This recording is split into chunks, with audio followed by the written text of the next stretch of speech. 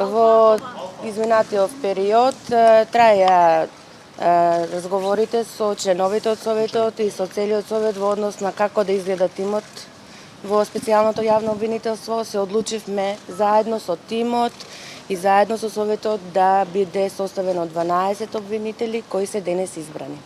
Благодарам на сите, на целата поддршка и се надевам на успешна работа. Која беше причината што отпаднаа двајцата од Скопската? Така одлучивме сите заедно, и тимот и Советот.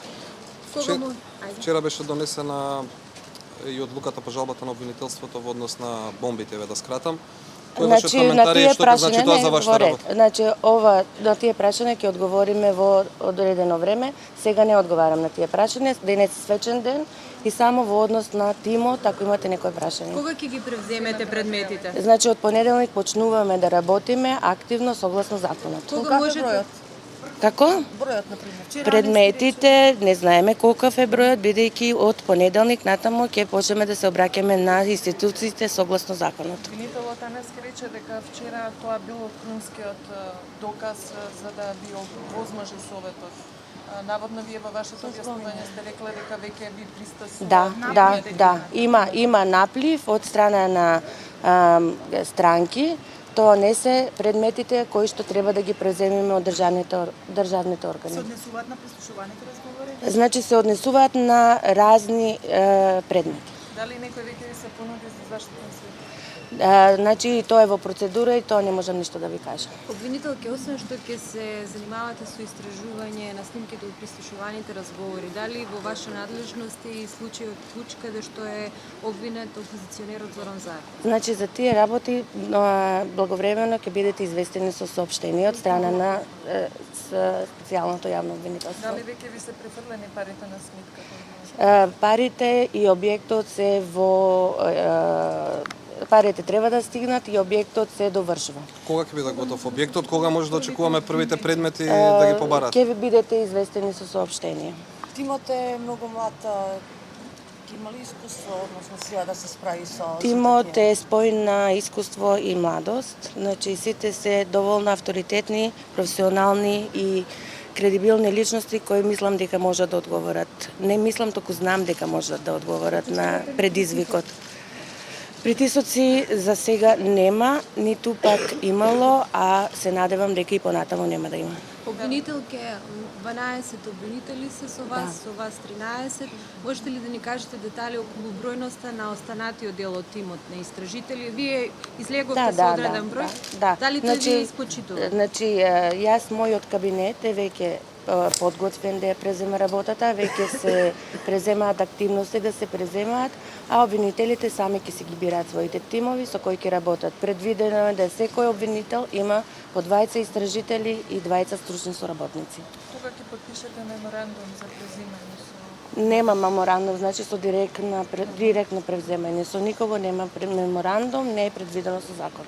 Обвинителки, кога може да ги очекува јавноста првите кривични? Значи, ние во секој момент ќе бидеме транспарентни спрема јавноста и ќе имате соодветни информации во секој момент за нашите активности.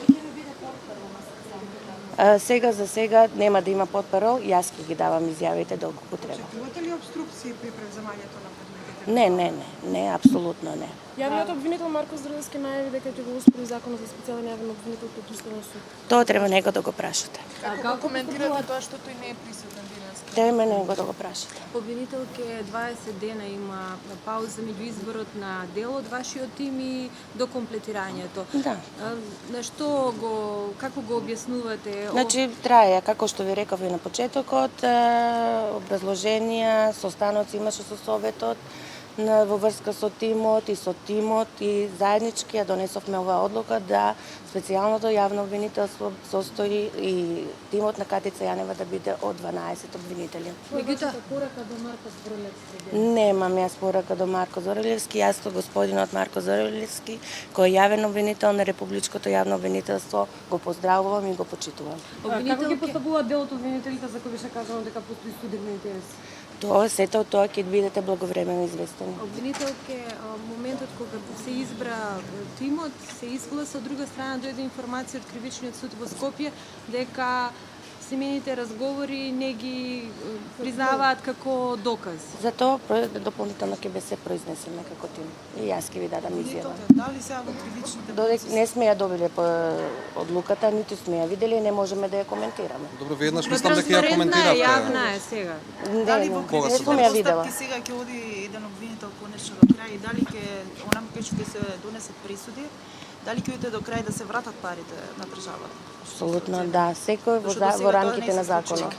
Се во рамките на законот. Може да објасните повеќе околу ово, ова е доста Да, клучно. да, сега не во овој момент.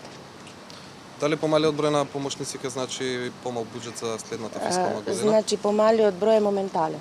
Значи, очекуваме дека во непосредни контакти со Советот, кој ја контролира работата на специјалното јавно обвинителство, ќе бидеме во целосна транспарентност во однос до тоа дали ќе се зголеми се уште тимот со нови јавни обвинители. Ние не се откажуваме од двајцата наши колеги кои беа предложени и се надевам дека ќе бидат на приоритетната листа доколку се покаже или укаже потреба од проширување на тимот.